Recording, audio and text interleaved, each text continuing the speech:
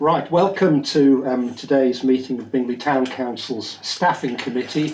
I'm Councillor Jeff Winnard. We're also present at this committee today. Councillor Abdul Malik. Councillor Helen Owen. Councillor Steve Williams. Deputy Clerk Nicola Mansfield-Smith. And we've got Eve Haskins virtually. Yeah, Eve Haskins joining us, the Town Clerk joining us virtually. Item 2122, and I don't quite know how we're going to do this process, is to elect a chair of the Staffing Committee for 2122.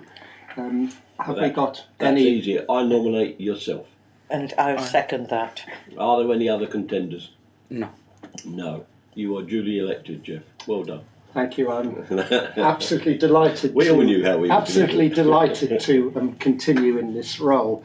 Okay, we'll move on then. 212202. Apologies for absence. To note, apologies for absence. We have Howard Clough, personal reasons, and Mark Truelove, illness. Okay, can we take the?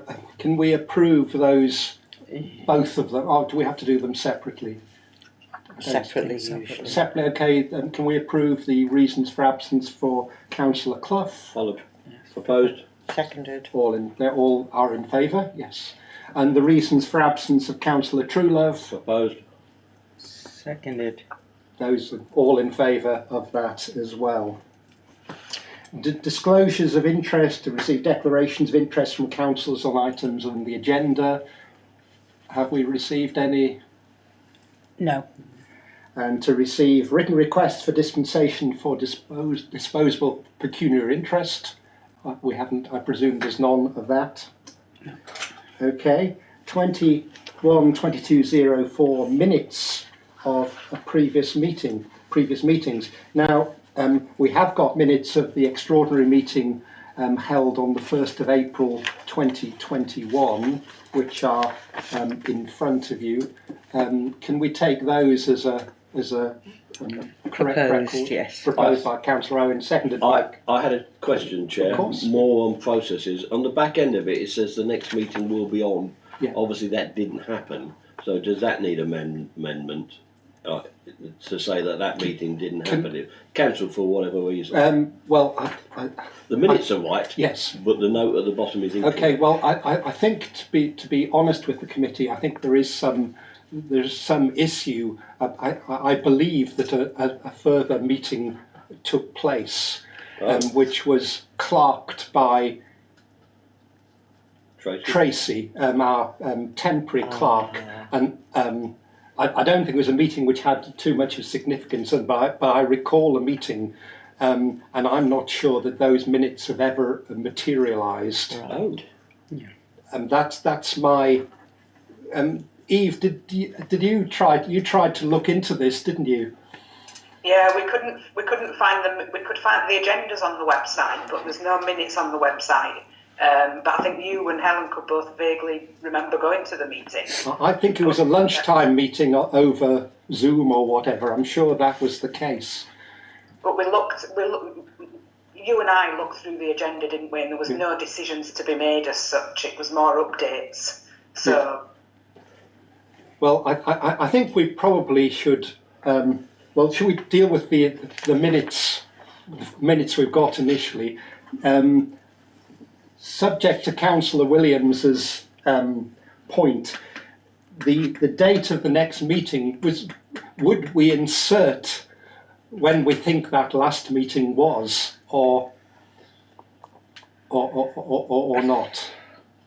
I think the minutes are correct as they stand, aren't they? At the time, that was going to be the last meeting, so they are correct as they stand, if you see what I mean. Yes. Okay.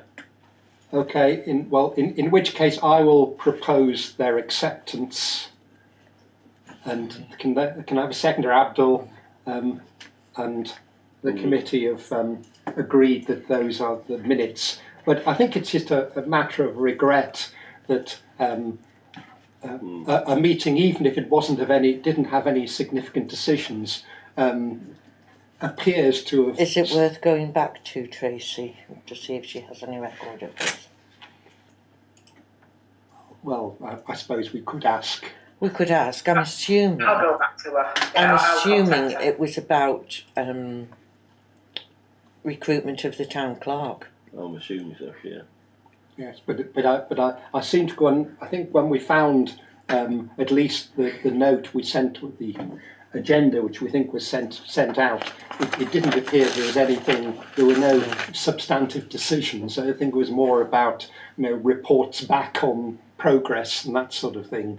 But I seem to remember it was a lunchtime-ish meeting. I think towards the end of April. I think it was. But anyway, I think we it can't was do probably anything one on of that our now. first Zoom meetings. Looking at the date. I hadn't realised that my comment was so contentious. Well, I think It was on Nicola's first day. What was your first day, Nicola, in your role? Can you remember? It was so long ago now, I can't remember. No, I do not recall any meeting that I had to attend on my very first day. and indeed you didn't attend it. Yeah. The first meeting I attended was the second day of my start date, which was a full town council meeting on the Tuesday night. So I have no recollection of a staffing meeting. Yeah, I think this missing one was something like the 26th of April, wasn't it? Yeah, the Monday. Yeah, I think I started on the Monday the 26th, and the next meeting was on the 27th that I attended. So. Yeah. Okay, well, I've signed a copy of these minutes anyway.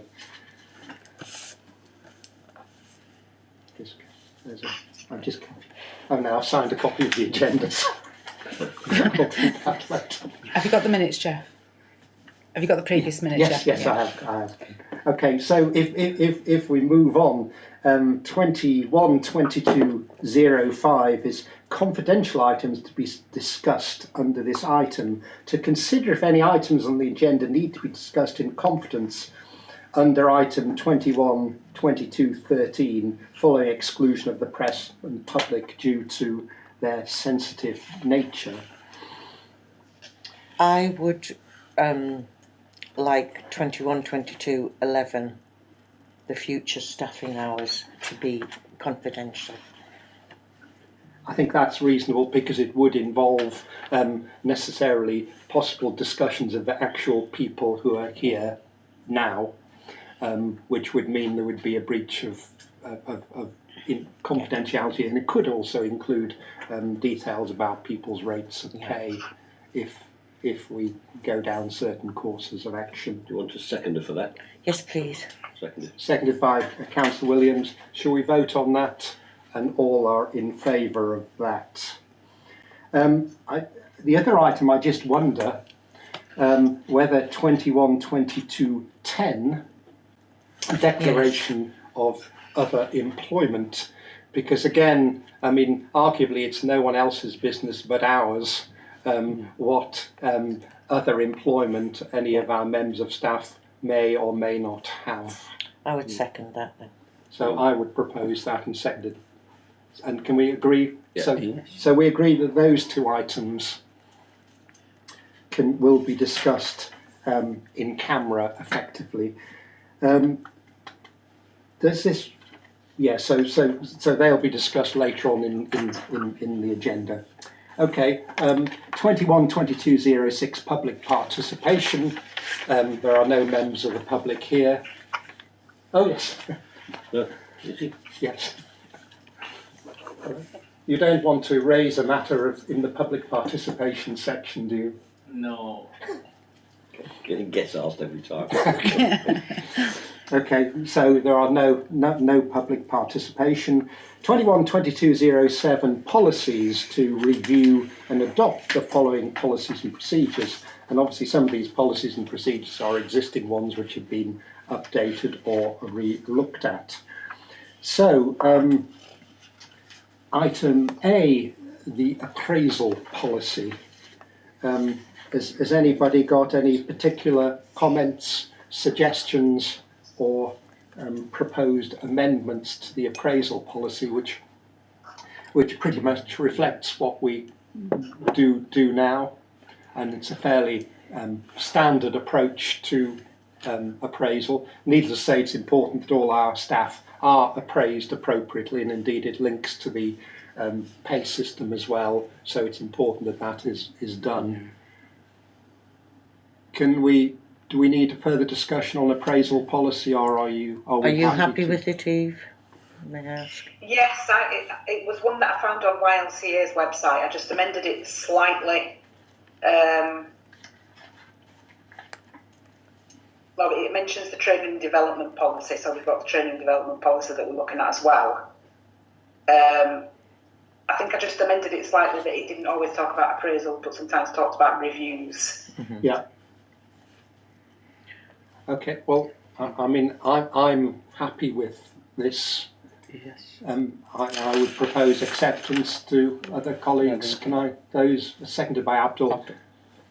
Steve, have you got any? Oh, so no. We've all agreed the appraisal policy. Thank you very much for that. Arguably, I think it's linked to the appraisal policy, and I'd assumed it was all part of one initially. The staff appraisal form. Yes. Can we regard that as part of the appraisal policy pack, so to speak? Yeah.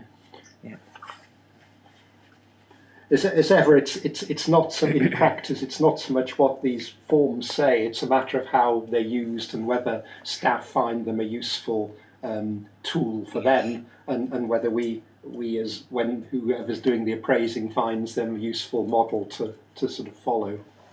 So I'll propose we accept the staff appraisal form, seconded by Abdul. Those all in favour, the staff appraisal form is approved. The loan working policy. Now, this is a very important policy. It always has been for people working in these sorts of roles, but bearing in mind some of the recent wider issues going on in terms of MPs getting attacked and murdered and so on and so forth, I don't think we can't be too careful for these, and I clearly it is an issue when individual members of staff are working in buildings on their own. Comments on the loan working policy, and I'm actually, could I first just seek the view of the clerk, really, just to as somebody who would have to work alone from time to time, whether you think there are other things we could do, or whether you think that the loan working policy covers the main bases. Well, I think Nicola's been through this with a fine-tooth comb, actually, and picked out quite a bit of it that needs either amending or clarifying, I suppose. Named people need to be included instead of it just saying named person. Yeah. There's a couple of lines that don't make any sense, really, that need amending.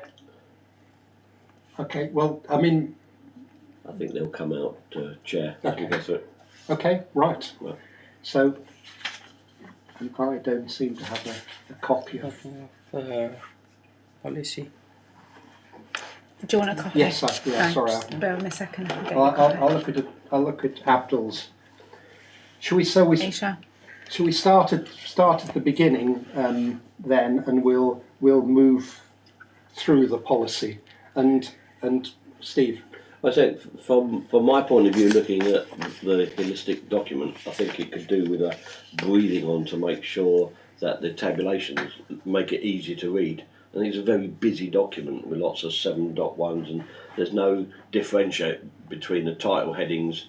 So from an accessibility point of view, Eve, and the ease of reading point of view, it could do with a bit of editorial input. Happy to do that, but equally you guys can do that. Yeah. Just to put some headings and subheadings and things like that in, some bullets. So if we take that as almost as read, the whole thing. If we worry about the content, and then I think that perhaps it's fair to have it tidied up and Yeah. formatted, perhaps did notice that, but, yeah. a way which is clear for everybody to use. I think that's a reasonable point made by Steve. Okay, let's start. We'll move through the policy, and I will in advance give Nicola, who I know is already highlighted, according to Eve, has highlighted some particular issues. Please, I will give you authority as well to jump in after the councillors if the councillors haven't raised anything relevant. So don't, please, I'd like you to engage where necessary on this. Anything with the first paragraph? No. The policy statement 1.1 or the need for regular review 1.2. I think those are not matters of controversy. Section 2, organisation and responsibilities. We've got the policy.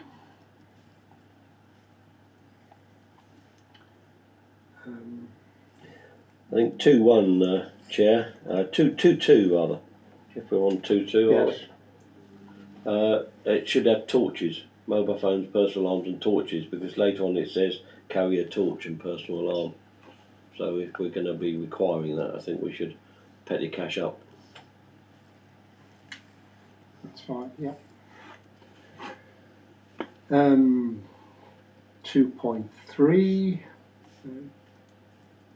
2.4, lone working must not be viewed in isolation. Other relevant policies already adopted also apply, such as risk assessments, which identify Security, yeah. protective.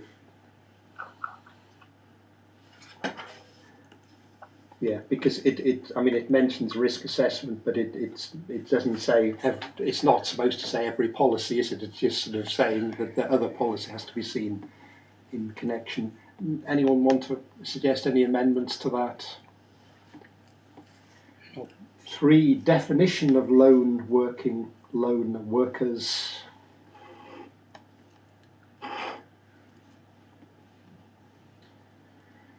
4, potential risks.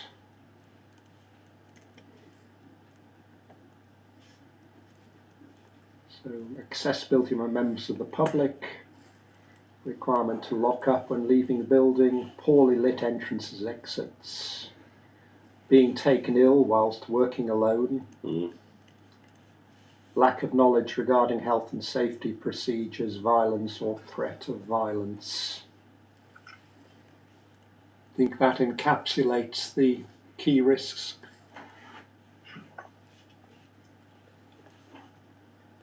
Okay. 5, assessing the risk. So this is where I think we've lost contact with the words of strung out. I think it should say, Chair, the purpose of assessing the risk for lone working is to establish, whether the work can be done safely by a lone worker and what arrangements will ensure that an individual is not exposed to unnecessary acceptable risk. Then it says a risk assessment for lone working will be carried out, and they are carried out. So I think it's just a bullet point. Sentences have got astray there. Because That certainly sounds rational. I think that's just a typo. That makes sense, Eve? That does make sense, yeah. What do you think, Nicola? Because you picked up on this, didn't you? Yeah, there was a couple of things that I thought didn't quite make sense and just needed clarifying. I think if you just move that around like I've suggested and then reread it for sense, it will all hang together. And it does need to be agreed how regularly a risk assessment needs to be carried out. I think annually. Do you think? I would have said annually. Yeah. Yeah. Or on staff change. Yeah. Yes. Yeah. Yeah, annually or when necessary, isn't it? Yeah.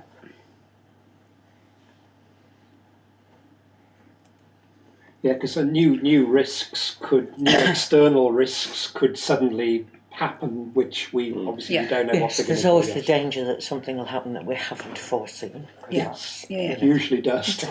Yeah.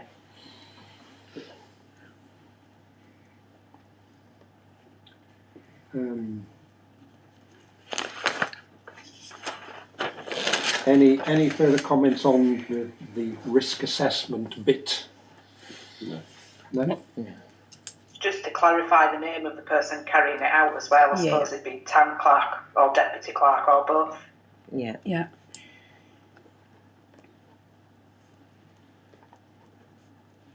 Wouldn't it be line manager as well?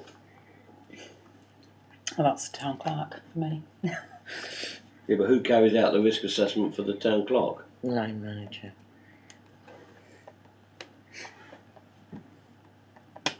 Even though, of course, technically, as we've said, and indeed you pointed out, Steve, in previous meetings, technically the clerk doesn't have a line manager. They may have a colleague who they interact with, but technically it's the council. Yeah.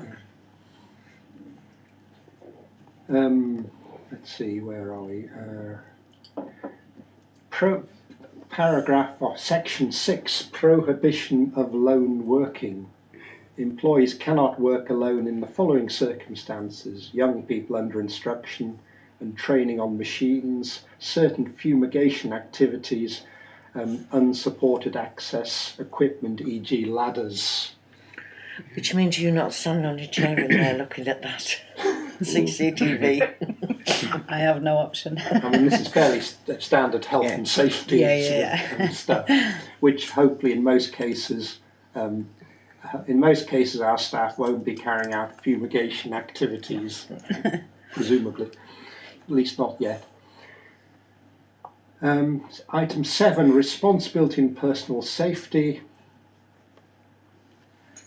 Points out that obviously staff have, as we all do, have a responsibility as well for looking after their own health and safety, for identifying potential risks and carrying out work to minimise these risks by regular communication. Staff must not assume that having a mobile phone and backup plan is sufficient safeguard in itself.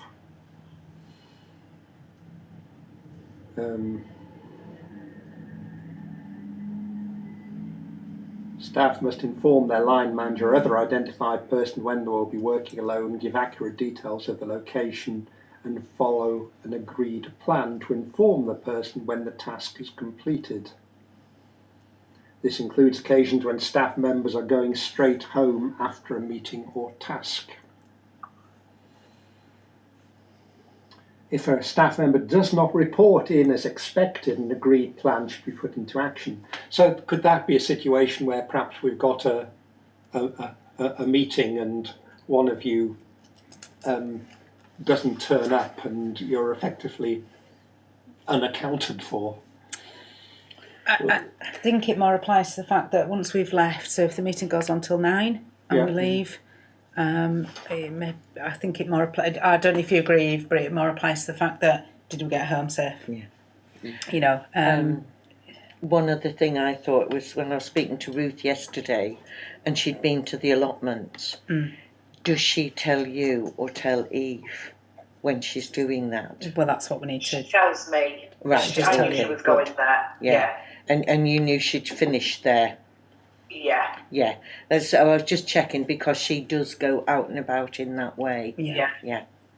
But that's the kind of thing that needs to be reported back, isn't it? Yes, absolutely. So, can I be pedantically stupid? If we've all left here after a meeting and we followed the locking up procedures and you've gone off to the bus stop, surely you're not phoning anyone to say you got home safe. But that's not lone working, is it? It's if you were in the building by yourself. Exactly. Okay, that's fine. That's so fine. if say I say I didn't leave the building until 6 o'clock because I've been working later. Yeah. I think it's about that more than because I think it's in this policy, isn't it, that if we do have a late meeting, that councillors should stay with us while we lock up. Yeah, it says that. So yes. Yeah, no, I'm okay. I'm okay with that. It was after you'd sort of signed off duty. So it doesn't include a situation where we've got a meeting in the evening, and whoever the designated member of staff is who's coming to the meeting suddenly doesn't turn up, and there's been no communication as to why they haven't come. In some cases it'll be an understandable reason, But what would happen if, when you were travelling, some incident happened? We wouldn't know anything about that until after the event, would we? I don't think that comes into a lone working policy. That would be like if I didn't turn up for work today and I didn't tell anybody why I wasn't turning up for work today, that would be up to line managers to find out why you hadn't turned up for work. Punches and things. I think it's more about the fact that a reporting procedure that I'm here in the building on my own, or Eve is, and that actually we're staying beyond that time for a meeting and making sure that somebody is accountable for the fact they know we're here and what time we've left. Yeah. And that's it really. It's just a reporting procedure, I think. Do you agree, Eve? Yeah, completely. Mm. So if I say I'm going to be in the office at 8, actually I need to be reporting to somebody that I've turned up. Let me know, don't you? Yeah.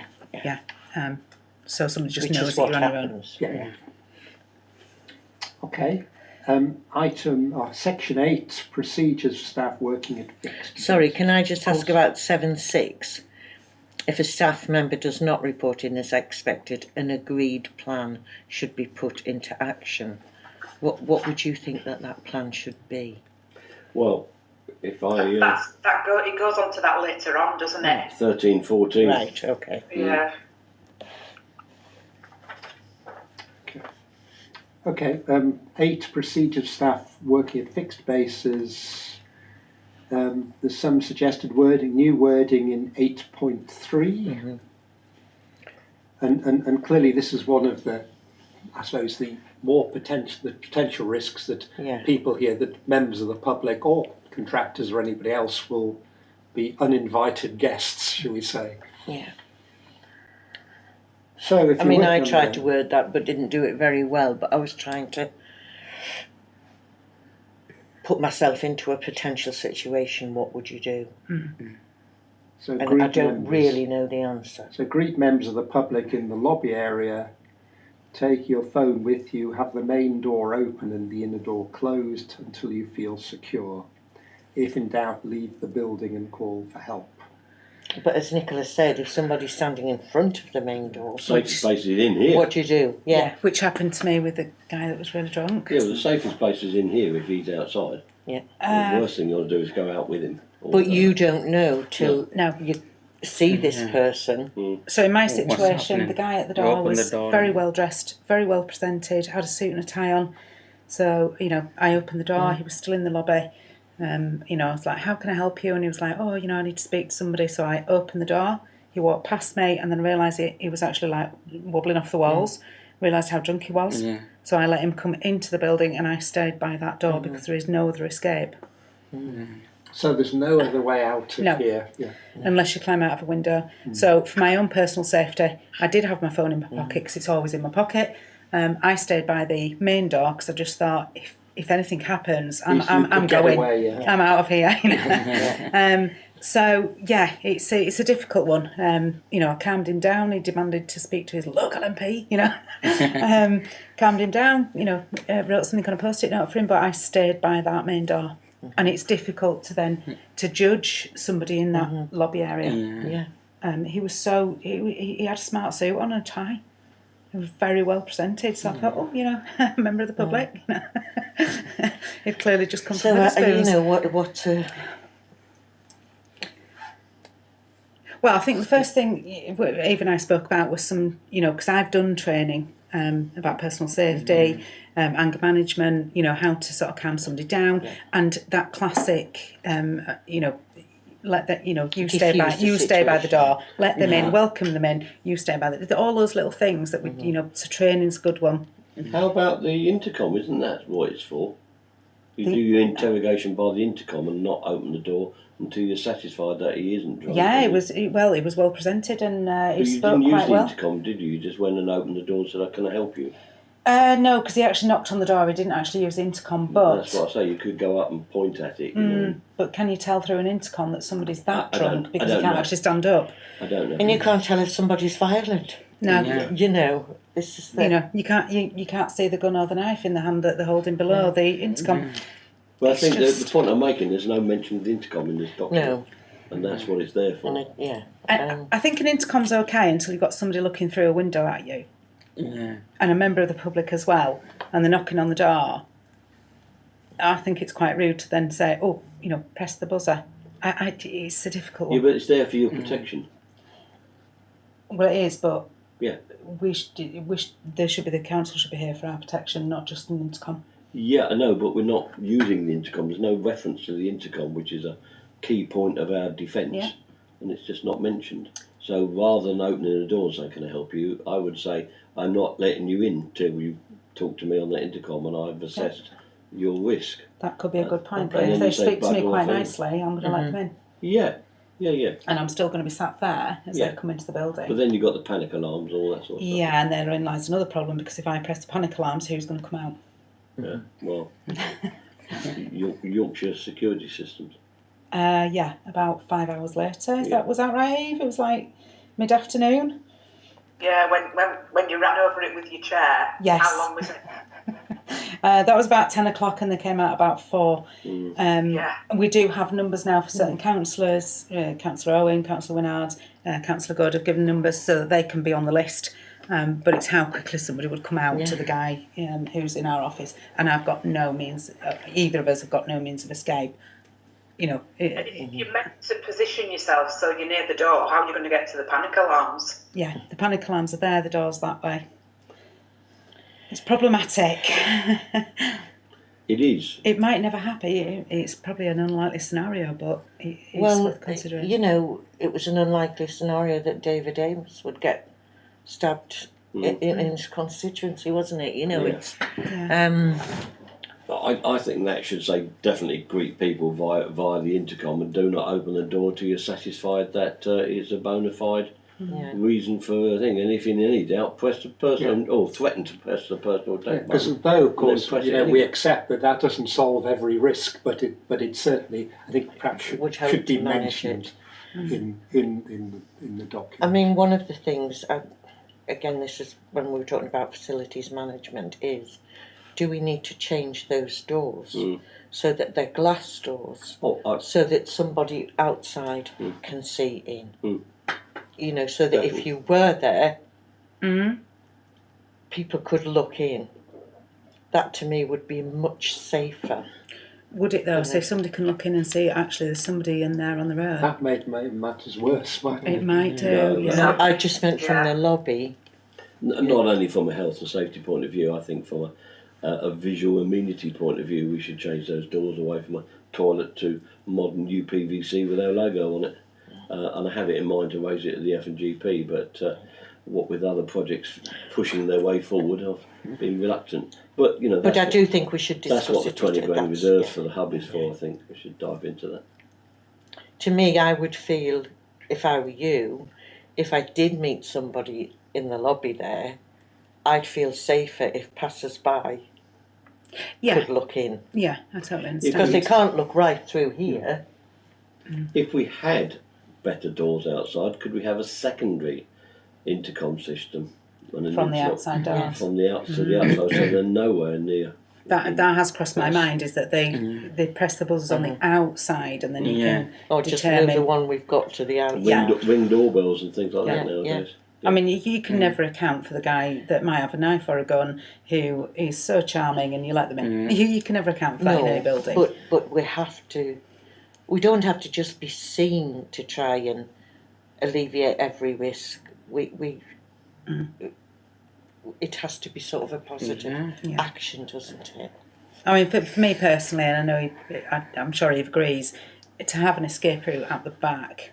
So if you did let the that door at the back would be. unwitting I person in- can't understand why there isn't a fire door in here. Well, we've discovered why there isn't a fire door. There doesn't need to be a fire door in this building because it's small, and because if there was a fire in the lobby, we've got an hour, and we could open the windows and get out, or go through the plant room. But from a safety point of view, being on your own, it would be far quicker to just leave the guy in here that's drunken and trying to attack you and just run out of a door. More expensive. I don't know. Anyway, so can we agree that we'll amend that with reference to the intercom? to the intercom. Yeah. Satisfying, etc., and personal attack buttons. and then we'll pick up the rest of it in the F&GP and and FM. the named person, you can put in that there is a list of councillors' contacts. Yeah. Yeah, we can now. Yeah. So 8.4, Chair. Yes. Ensure a councillor remains with you when locking up a building after a meeting. Well, that's not in the lone working policy. That's, I would say, common sense. But it doesn't comply or apply to the lone working policy, because by definition it isn't lone working. If you're clerking a meeting, you're not lone working. So I would delete 8.5 and 8.4 and renumber, if that's okay with Eve and Nicholas, understanding the logic of sticking out like a sore thumb in a policy where it doesn't need to be there. It needs to be in somewhere, though. It needs to be written down and agreed somewhere, does that? Yes. So the councillors know that that's what needs to be done. Yeah, because chairs of committees need to know that in particular, don't they? Well, they wouldn't look in the lone working policy, I think No, that's my point. So maybe it should be in security policy or somewhere, or health and safety policy or whatever, or working at the We hub. need to think of where it goes, Don't yeah. know. Certainly health and safety policy might be Health and a safety, good yeah. place, Yeah. which could be cross-refed with this policy as well. Yeah. Well, we're trying to plan a facilities management meeting, aren't we? So that can be looked at there, can't it? Yeah.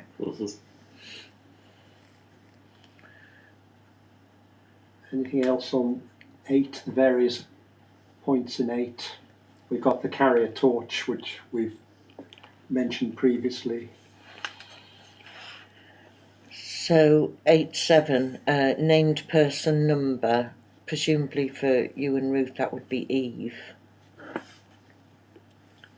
Yeah. Yeah, but for Eve,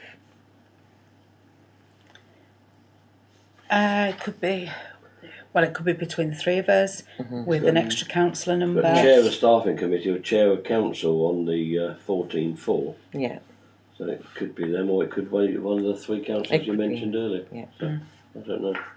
Either one. I mean, I know I messaged you, yeah. Jeff, didn't I, by accident? Inadvertently. I was leaving, so you acknowledged that you knew I'd be. Yes.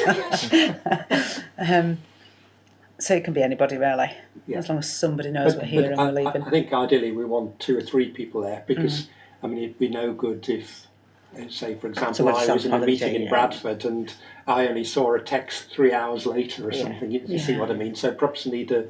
But It could be a number of people. Yeah. Just I'm leaving the building. I'm here at the building, and just so people know if anything happens. Yeah.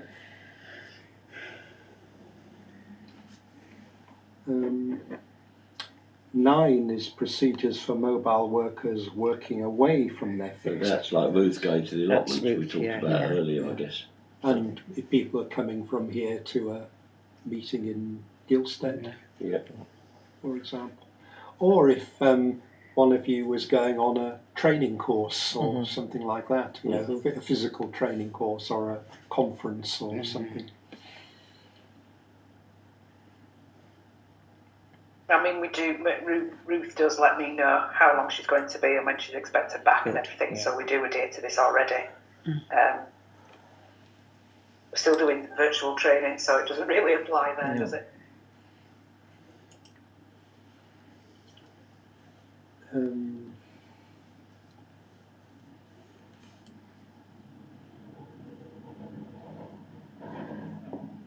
Isolated locations, unfamiliar people. It's not much of a likelihood, is it really? I can't think of a scenario. No. I I mean, would- there would I would only be Ruth meeting somebody who was a potential new allotment holder, in which case she would have informed Eve anyway. You know, if it was a contractor or whatever, they'd be coming here, wouldn't they? You wouldn't be going to meet absolutely them. Not. Unless it was the Stanley Street fencing, you could meet someone there, couldn't you? That could be meeting a contractor, but would you do that? I guess you might. Well, I guess if I suppose if you did, though, you know, John Good would be there, wouldn't he? You know, if Ruth was off and somebody that's said, where "Oh, can you go and meet 11-2 this guy at Stanley Street?" I'd be Well, that's where looking to 11-2 somebody comes. else to Yes. to inform, guide, or take me, Yes, because yeah. you know, I'm But sure. also Eve's there's well. an issue that you'd only be going to somebody by arrangement. You wouldn't Yeah. just be turning up and No. Yeah. So Yeah, so if somebody rang me and said, "Can you meet me up at the allotments?" somebody, it's different from going to. I'd be ringing a counsellor or somebody else to say, "Does anybody know who this guy is?" Yeah. You know, I just wouldn't turn up. Yeah. And I'm sure Eve wouldn't either. You know, so I think that's okay. 12, reporting an incident. The reporting of incident form is located. Where? Have we got one? Not to my knowledge. No, Got an accident book. I mean, have we? should have. They should have, yeah. Where is that? I think it's in the market box, actually. Oh, Because right. that's a sort of health and That's safety my market. legal requirement. And I dare That's say where this it is is. a similar bit of documentation. Yeah, reporting incident form. We can get one together, and we've got the book where we report the Fire. toilet cache, the Yeah. fire procedures, the CCTV, login procedures, and all that. So we can just do that's not a problem. Yeah. And it's just documenting where it is. Yeah.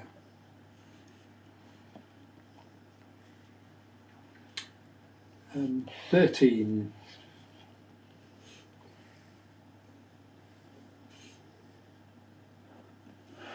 Some in 13. Some of this is what we've already talked We've about. already done this, yes. Does it need any further addition? I think it's covered. Yeah, as long as it's covered. And then 14, what to do if somebody doesn't return at the expected time. Steve sort of heralded this in response, I think, to Helen's point earlier on. So what happens if somebody doesn't return? Give them an extra half hour. Telephone them, leaving a message, ask you to call. If they're not returned the call within 20 minutes, leave another message. If still no response, inform the clerk or who will decide whether to call See, the police. this one, Jeff, I read with sort of two hats on, is what to do if someone does not return at the expected time. So that could be Ruth not coming back from the allotments at the expected time to here. It could also be Eve getting back to, I guess, I don't know whether you, do you live alone or do you have a partner, Eve? Do you live with someone? I do. I have a husband and 4 children. There you go. So they're going to be the people that are missing you first. So leaving here for lone working in the evening, so that applies to Ruth coming back to here, but also you getting to home. So I read that with sort of two hats on, thinking, what do you do if someone does not return at the expected time? I mean, I would phone Lynn and say I'm on my way home now. Yeah. And then about 3 a.m. she'd probably phone her phone. So, but it suggests, though, that we would need like an alternative number to call. So if we were concerned about Eve not returning on time, we can try her mobile phone, her official phone. That's one thing. But it might be in a certain situation we might need to call a partner Right, well, or somebody like that. So there'd be a different. Yeah, that was I mean, another issue that I had in where I previously worked. We had emergency contact details for everybody. It was kept very securely. In that, you know, if Eve collapsed while she was here with me, I've got Eve's number, but I don't have her husband's Yes, number. I know yeah, where she yeah. lives. Yeah. So if, you know, I was here on my own, one of you guys came down and I'm on the floor, who would you know to ring? An emergency contact, husband, mother, children, do you know what I mean? So I think I wonder if we should keep that information for our securely. employees. I think that information should be available Yeah. and, And it's- confidential. But I think it needs to be there. Yeah. Otherwise, we'd be in an impossible yeah, situation. it's a very quick fix, and I think also for us, you know, it's securely kept for counsellors even, you know, that if you and I were here together, Helen, and then something happened, I wouldn't know how to contact your husband. Yeah. I've only got your number. But You know. equally, if Mr. Haskins doesn't get Eve home by 10 o'clock at night Mr. after... Harrison. Oh, I am so sorry. I was trying to be polite. If Mr. Harrison doesn't get you home, then you know he's going to be ringing the police, and no one's going to be ringing the council. No. I was about to say that actually I think that the staff should leave at least one counsellor's number at home. For I people at understand my OTs. husband does have Eve's number, Right, yeah. you know, so in an emergency. But I think you should have the chair's number as Yeah. well, maybe. Or But it's the just having that chair's staffing. emergency contact Yeah. details that if I think anything we should happened have with a those, councillor or a absolutely. member of staff, you have somebody else you can ring and get in touch with. Yeah. You know, you call an ambulance first and then you get in touch with the next Yeah. of kin, or so, and that's very doable. Yeah, I think, yeah, good idea.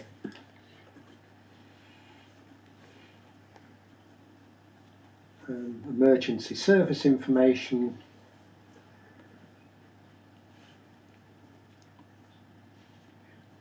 It says telephone number, add in the best number to use in your circumstances. Yeah, well, we're not going to be adding that into this document, are we, Jeff? I think that's just like definitely a 999, or maybe a counsellor's number who would be first on call, like it is for the security alarm. Yeah. Okay. Right. Is there anything? I'm hopefully Nicola's been picking up all of these suggested amendments and bits which need to go in. Is there anything else which anybody thinks needs to go in this policy? No, I think that It's about covered. covers it basically. It's covered. I think covered. And I know we can't cover every single No. contingency, but we have to try and we do can't have what a we can. security guard here at all And times. we have to work within the Yeah. the general principles of Yeah. trying to mitigate and protect and foresee risks as we move on. And like it states, we need to keep ourselves safe too. You know, Yeah. we're responsible for that as well.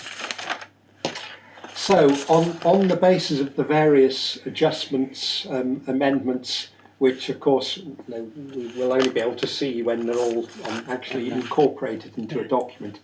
On the basis of that, can I suggest that we approve it? What's got to happen to this policy, by the way? Does it have to go to full council? Yeah, just I think so, yeah, I think we ratified. for Oh, information. well, that's good. ratification, yeah. So can we, subject to the various changes and adjustments, can we propose that the document then goes to the full council whenever it is practicable to do so? Yeah. Yes. And I will propose that. Abdul will second it, and we all are in agreement. So that's done. Thank you very much.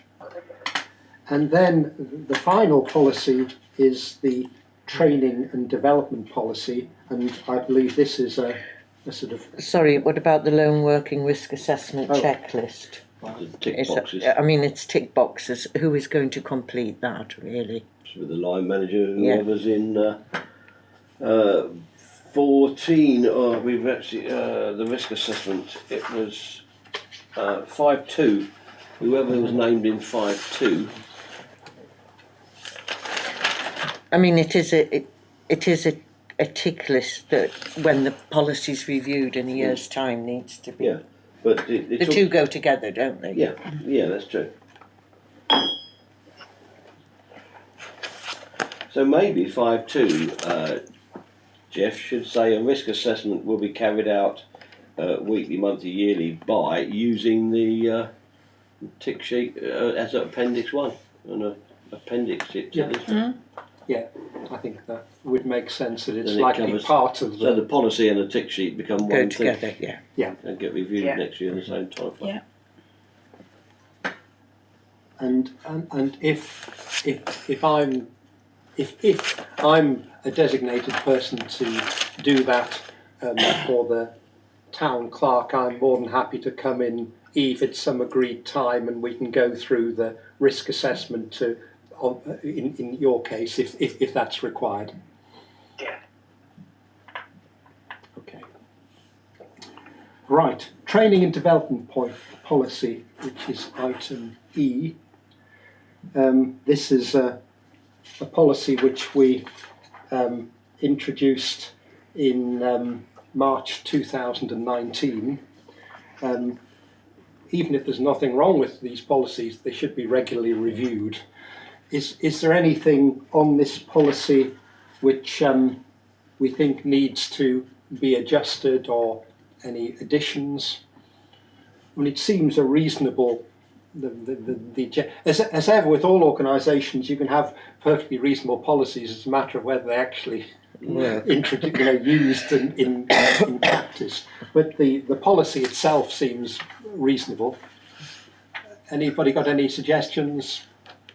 I didn't have any input on this one at all.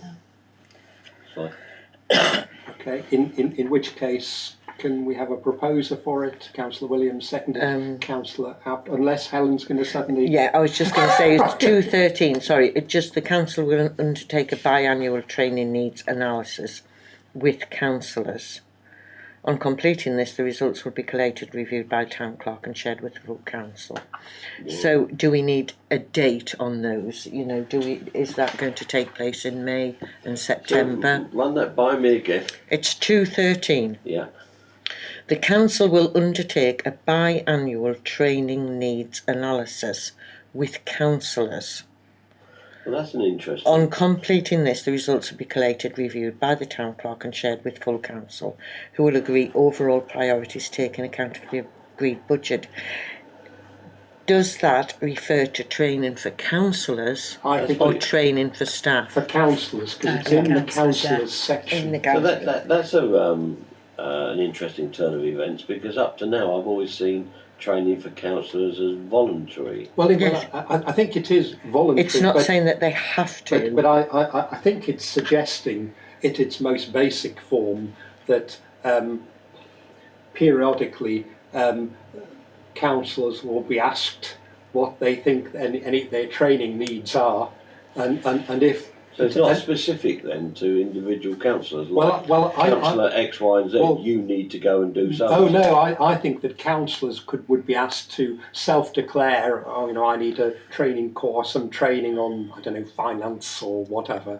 And that would be fed in, the clerk would collate it, and it wouldn't necessarily say Councillor Winnard needs this, Councillor Williams needs that. It would basically, assuming that there was a squeeze on the budget, would basically then have to sort of prioritise which training was most needed. Or if a number of councillors said, oh yes, we also need something on finance, you might be able to then have like a collective event. Yeah. I think that's the sort of principle. If you look further down at 216, it is recognised councillors who deal with the council's finances should undertake financial training. Should. Councillors on each of the council's 3 standing committees are to undertake appropriate training as soon as possible after their appointment to the committee. Now that isn't, the wording of that is that it isn't optional. Yes. It says are to undertake appropriate training as soon as possible.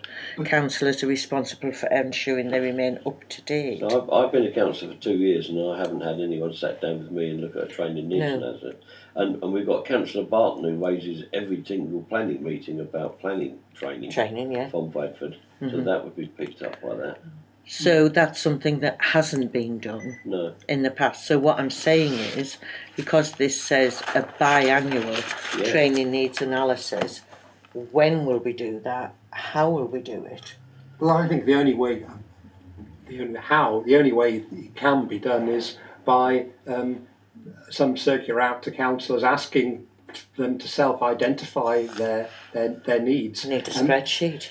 We've started a spreadsheet. We've got one going, as we've done in the past, people on we have had planning training in the past, so we could say, there's a training session on planning training, or Ruth in the old world would say, oh look, anyone wants to go on this employment law training for, so those sort of things have been made available. They have been made available, but not every councillor reads their emails, and not every councillor identifies that they actually need training in something. Should we keep a record of? So I think so. I found we need a training record. Myself and Helen have talked about this, haven't we? Actually. Yeah, and I found a booklet, councillor, a good councillor's guide to finance, and I'm thinking, should a copy be given to everybody that's on the finance committee, a standard? So if somebody new comes on, that's one of the things you get in your pack, because you're going to be on that committee, or as soon as they sign up for it. and so that will be on a spreadsheet so that they've got that book or that training's going to be available. And So for example, Helen, I recall some time ago you went on one of the ones on employment issues. Yes. And then very helpfully you sent round to all the people on the staffing committee anyway, all of the slides and everything, Yeah. and that was quite a good package of Yeah, material it was, which was used. So it does. I think in some of these cases it doesn't mean that everyone has to go on the same course, but there's something about it. People do go on training courses which are relevant. There are then some mechanism They like should sharing the cascade information. it on, Yes. absolutely.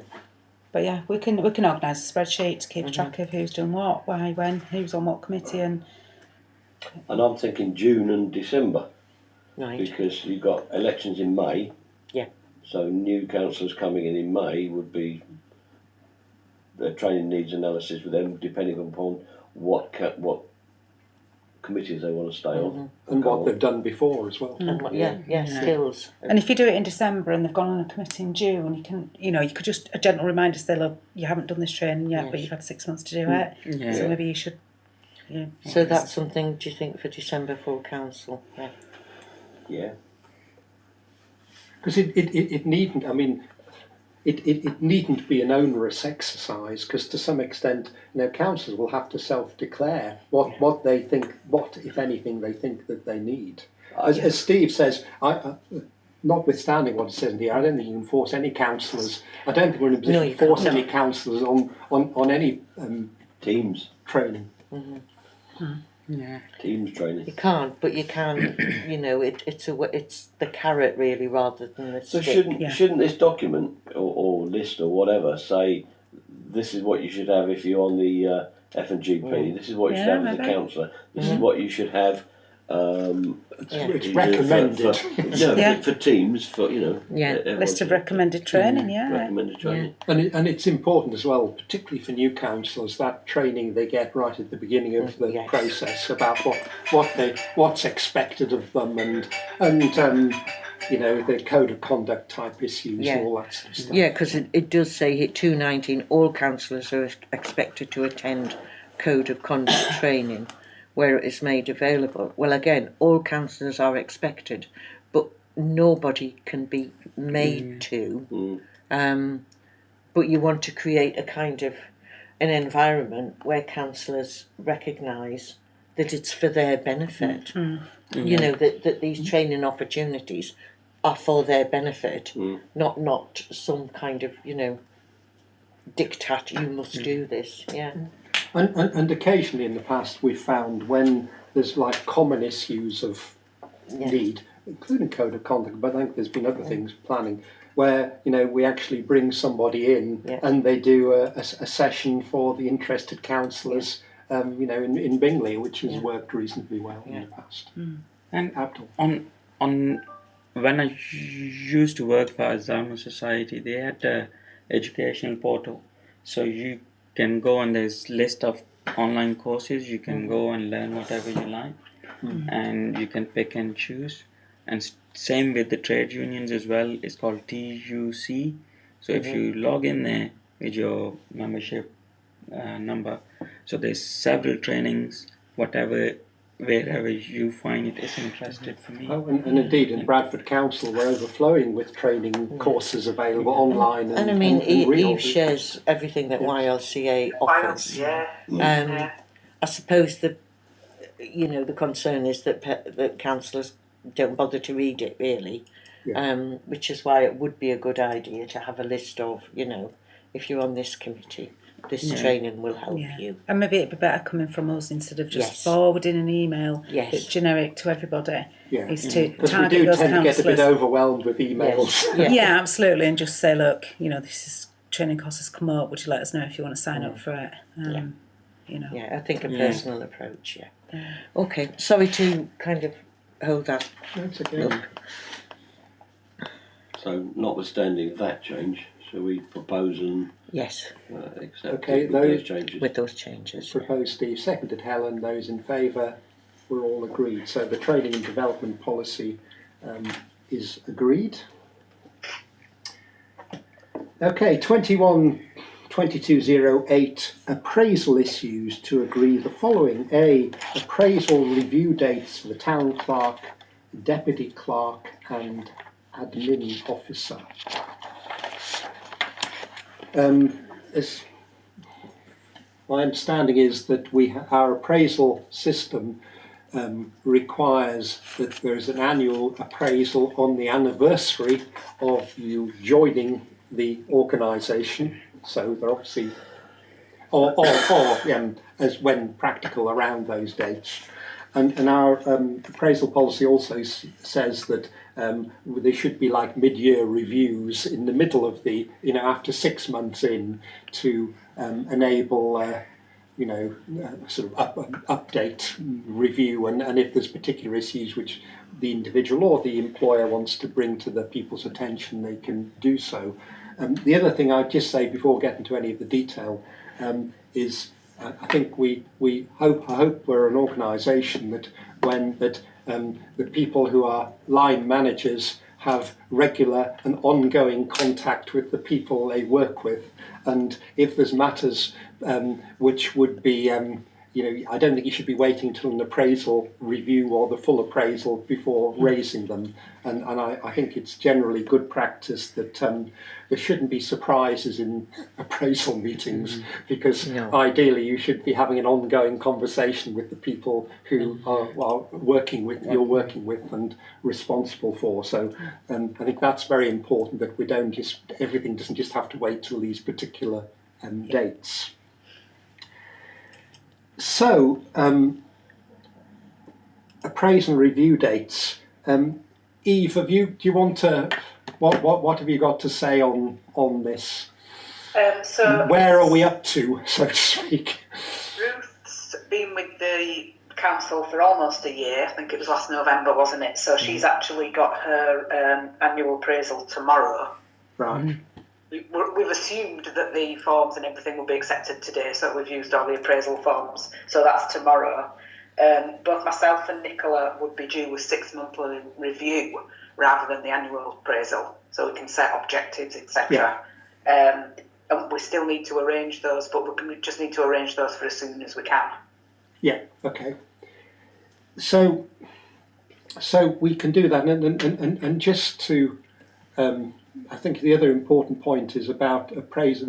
Obviously, the appraisal documentation necessarily has to be staff in confidence, because clearly we don't have a committee discussion about people's appraisal things, but the staffing committee's responsibility, I suppose, is to ensure that they actually happen. And clearly, if there were any major issues, the staffing committee would have to hear about them. But obviously, it's not, for example, we wouldn't have appraisal documents flying around the committee, because that just is not the way we work. So I think it's clear that the clerk Eve would do the appraisals of the deputy clerk and the admin officer, because they're obviously your direct line manager. And what we've done traditionally with the clerk is that the chair of the council and chair of staffing committee have both been involved in the reviews up to date. And normally what happens, Eve, is that the individual clerk or the member of staff would fill in their documentation as far as they could go, and then we would have a meeting with the clerk and the chair, and we'd go through it and give the person the opportunity to raise issues which they think are relevant, and we could give the feedback where relevant, and we could between us work on some reasonable objectives and priorities for the coming year. I think that's the way I would propose it continues, unless any colleagues have got any particular suggestions otherwise. Are you happy with that, Eve? Yes, absolutely. Yeah, it does actually say in the town clerk's contract that their appraisal is carried out by the chair of staffing and the chair of the council. So Yeah. clearly, So we just need to organise a date Yeah. for that when you're better. yeah, Yeah. yeah, And it's I think it's quite useful having the two people engaged in the discussion, because obviously the chair of staffing may know about employment issues and this, that and the other, but he or she wouldn't necessarily know about all the things the chair knows about, because obviously the chair's in a particular position in the council which gives other insights. So I think it works quite well doing it like that. Yes. So, basically following that approach and following the rough dates which have been identified, can we agree that's a reasonable approach forward? Yes. Which I'll propose that, and Abdul seconded, and we're all voted in favour, so that is what will happen. Right, item 212209, staff annual leave. To clarify the holiday entitlement for staff, including 2 statutory days. What is the clarification which is being sought? We didn't know whether the 2 statutory days had to be taken at a certain time, for example, over Christmas. No. Can I give you my understanding, Eve? In the local government world, funny, it was similar in the NHS. At one time, people used to have statutory days where there might be the person might have a day off, I don't know, after a bank holiday at Christmas or this, that and the other, and was part of the arrangements. Basically what tended to happen over time was that because services had to be provided in some of these times, what happened was that the annual leave tended to be stated, you have 20 odd days plus the 2 statutory days, and in practice what ordinarily happened was that the 2 days were added to the 20 odd, and those were days which could be used. And the only, I suppose, constraint on that was, which occasionally, and I don't think it applies in our circumstances, occasionally some offices still had to be staffed on certain days. So, and that's why they didn't want everybody to have certain days off, and sometimes didn't want to close down the offices. So my understanding is that those 20 odd days plus the 2 statutory days can be taken at any time, but colleagues can. So, what are the 2 statutory days? Well, there used to be 2 days where people in some local government organisations might have a day off. I think at one time there was something around, people had a day off around the Queen's birthday. There were lots of statutory days. Yes. That's what They have the normal bank holidays. But there's an extra 2. But these were 2. So These an were extra 2 in yes, local government. yes, and indeed in civil service, and indeed in the NHS as well. Oh, okay.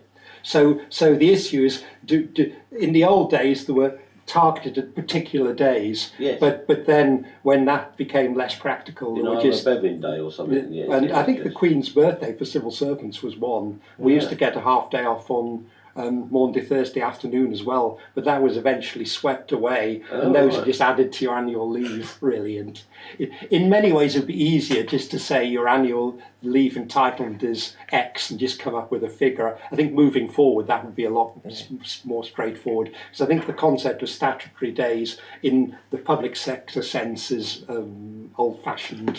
Yeah.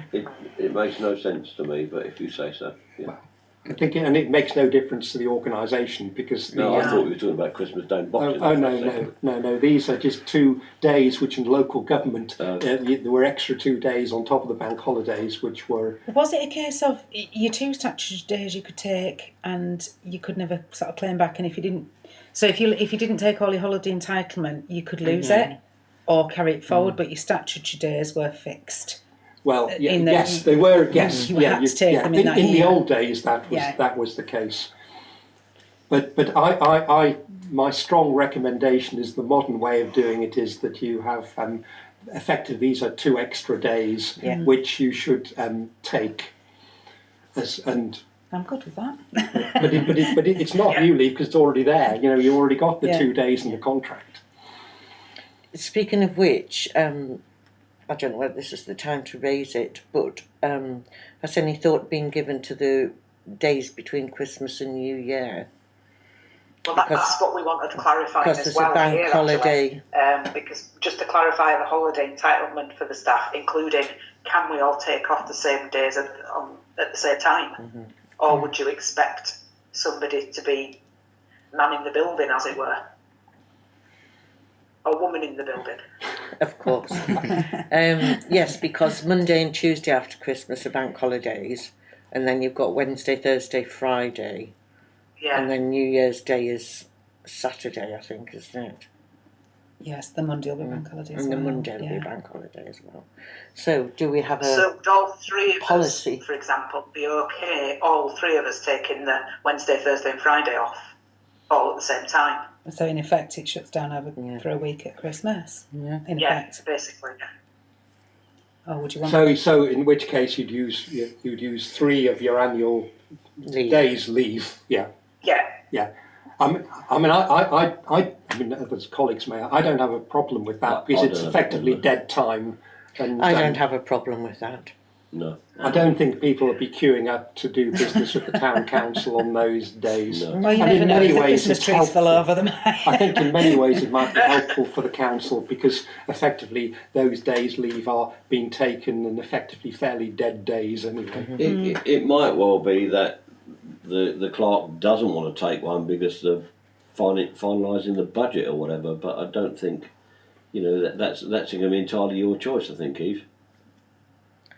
I would certainly not be finalising the budget between Christmas and New Year's Eve. That's a great time to do it. If I was, then I might be doing it slightly inebriated. You can't be on a 4-day help. bender. I'm going to say that might be the better way for us if we can get it then. So I think we're saying that whilst I don't think we necessarily here need to declare the office will be closed on those days, but I think if the 3 of you all decide you want to take annual leave on those days, I think that the fact that the office would have to close on those days, We just put a notice on the website. yes. I don't think that's for you to decide. Knowing Eve and I will still be like looking at our emails. Because some people actually like working on those days because it's not much happens, but that's. I think that's for you and the team to decide, Eve. And we'll just put it on the website, whatever, any alterations. Okay. Yeah. 21/22/10 Declaration of Other Employment. So Colleague. we were going to say goodbye. Oh, of course. We've still sorry. got the Bingley Town Council hub. Yeah. I Okay. was just going to say that. So, yes, so we order. will jump to 21/22/12, the Bingley Town Council Hub, to review the following hub issues, to review the opening time to the public of the hub, and the second one is to review the security of the hub regarding staff safety. Now, have we not done the second one? Yes, I think we have essence, really. covered that. I think it's the first one which is the matter of interest. Eve or Nicola, do you want to say what you think the issue is here? I think we both agree that the office has been open between 12 and 3. We don't get many of the members of the public in, apart from a drunk guy and a guy that thinks his letterbox has been stolen from the end of his street, in my experience. And if you're working on your own, it also stops you having a lunch. So you need to either be nipping out at 11:30, you've got to be back, you've got to be in here between 12 and 3. I personally don't think that we need to be open to the public at all. They can ring, they can make an appointment, come and see us. And also would add to our safety, if you like, in that we're not expecting anybody in. And so that was my thoughts. Have any of the councillors got any proposals of what we think would be the right balance? Yeah, because I mean, my general position is I agree that we can certainly adjust the times available to the public, and I agree that people are accessible by phone and email anyway, assuming they're working. I don't think it's a hugely important issue in terms of members, people coming here, but I think obviously we need to have some presence at some times. So I just want to say, councillors, have you got any particular suggestions? Same as you, Chair. Same, I will second you. And as Nicholas said, it's better we have appointment like if somebody wants to come and they make an appointment, and that's how it's going to be better for the security and health and safety of the staff as well. I would just say I do think we should be open a small, a certain amount of time to the public, but I would like it so that can only happen when there are 2 members of the staff here. Yeah. Because Eve will back me up, and the majority, in fact, everybody that we've had from the public coming in, we've just referred them to Bradford Council because it's Bradford Council issue. Yeah, we are giving the impression, aren't we? We're giving the impression by being accessible to the public that we have services to offer, and really we don't. Yeah. All we do is hand out Bradford Council's number. It's a difficult one, isn't it? Because you want to be open and accessible to the public you serve, but if all you're serving is allotments and toilets, which working or not, because you're here, But it's a difficult one. If we were to arrange it so we were open when we had 2 members of staff here, but we worked on the assumption it has to be open on some days. What would be a realistic or appropriate? What would that look like? Configuration. if you don't mind me saying so, I think Councillor Good actually proposed this at one of the other meetings, to have a sign on the door to say that this is actually really Bingley Town Council, because I think people just think we're another toilet. Oh yeah. So if that was there and we didn't have a sign that said we're open between 12 and 3, people will still come in anyway. If they really want to talk to us, they will, because they do. They come in before 12. 10:30 in the morning. If that door's open and they know that somebody's here, they can see the curtains are open. They will still come in regardless. Members of the public always will. So we're still here. It's not that we're saying nobody can ever come and speak to us. But if the sign sort of said, if you want to make an appointment to see a counsellor, or you need any further inquiries, you'd ring this number, email this address, or I think people will do that, and they still do that through the inquiries inbox. We get a lot more inquiries through the emails than we do with people coming in, and they don't really take any notice of the fact we're open between 12 and 3. Right. The guy with the post box, he was here at 10:30 in the morning, complaining that somebody. So you could have you would have a scenario at times when, whilst the staff were here, it wasn't at least formally open to the public. Well, yeah, we're here. I think people will just come in regardless if they know we're here, like they probably would up at the town hall. Yeah. Somebody wants to go and speak to somebody at the town hall, they'll just go knock on the door, or they'll ring the buzzer or whatever. So I think people will still access us, and they know that we're here, and we're not going to turn them away. But to sort of say we'll definitely be open between these times, it does restrict us slightly if you're on your own, because you can't go out for your lunch. You've got to be here between 12 and 3. Of course, we don't have to have a time over lunchtime. Yeah. No.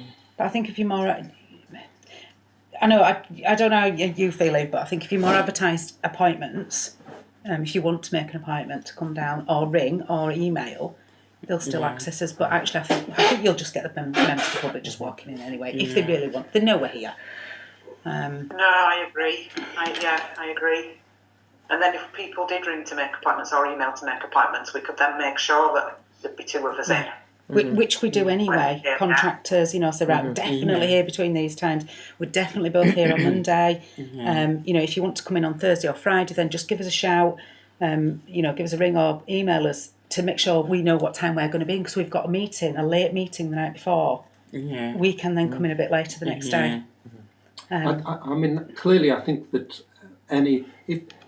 if we had a totally different approach, like's being suggested, I think we'd have to promote it quite a lot, because what I wouldn't want people to think that get the wrong end of the stick. People out there, that would be my problem. Yeah.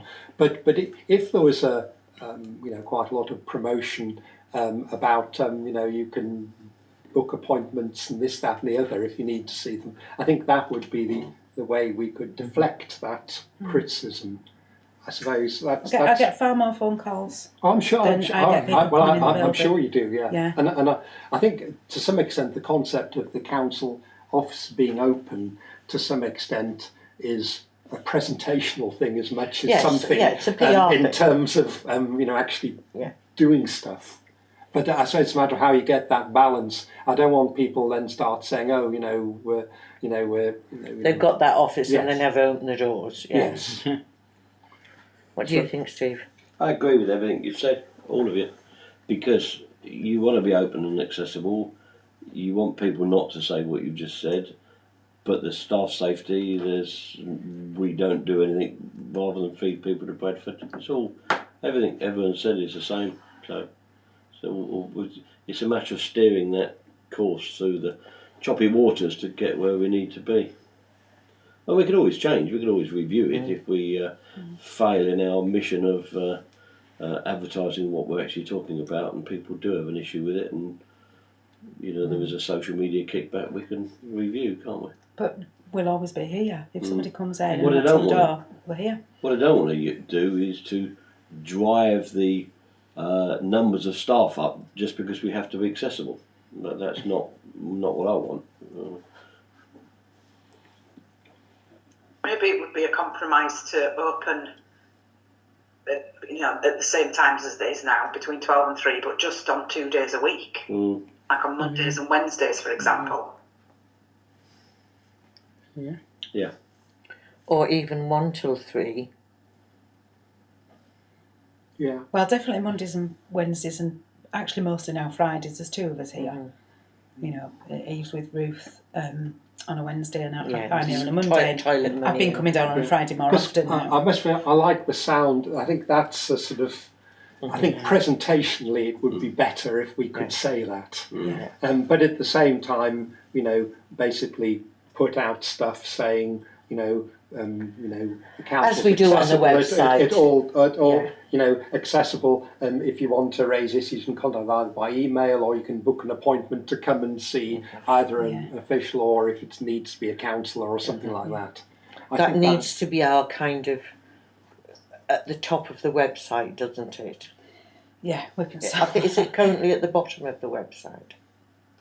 I don't know where it is at the moment, but we can put it on the front page. We can make it quite big and quite bold. And without involving digital nomads. yes, we can do that without involving digital nomads. And on the Facebook page, there's a whole standards thing on the Facebook page, but make sure that also gives that we would message. have to change that sign outside, but like I said, if somebody came in on a Tuesday and you're here, you're not going to turn them away. But if we're talking about access and the changing the doors and things, then we need to be looking at signage anyway, don't we? Yeah, probably. I do think Councillor Good's suggestion about getting a little sign on the door above the letterbox that says Bingley Town Council offices, so people really do know. I think that's a really good idea. So shall we go with the Monday and Wednesday? Yeah. 1 till 3, sort of official opening, with obviously the proviso that if that the staff would never turn anybody away. And together with comms saying that the optimal thing is for members of the public to contact us either by email or to request an appointment. Yeah, that's fine. So those 2 things combined, I think that would be reasonable. Yeah. You happy, Councillor Williams? Yes. Yeah. So Yes. We could even publicise, it's my number that's on the front, or that's the phone I've got, but probably promote, ring this number or this number, like you've done with that sign. Yes. And they've got a couple of numbers to phone then, just in case, somebody doesn't answer, so that's even more access. Yeah. And presumably issues around signage, could that be picked up in the facilities management? Yeah. Because if we're looking at the whole Yes. entrance, that would have to be part of that discussion, wouldn't it? Okay, well, I'll propose that set of proposals. Abdul seconded it, and we're all in favour of that. Yeah. Thank you. Now then, are we now moving into the exclusion of the press and the public? I propose that. I won't read it all. Well, I should read it out because it's been recorded. That's true. To resolve that members of the press and the public be excluded from items under the provisions of the Public Bodies Admissions to Meetings Act 1960 during consideration of items of a confidential nature. I propose that. Second. Helen seconded it in this case. All in favour. And we're all in favour. So I'm going to stop recording, and I'll let you know when we stop recording, Chair.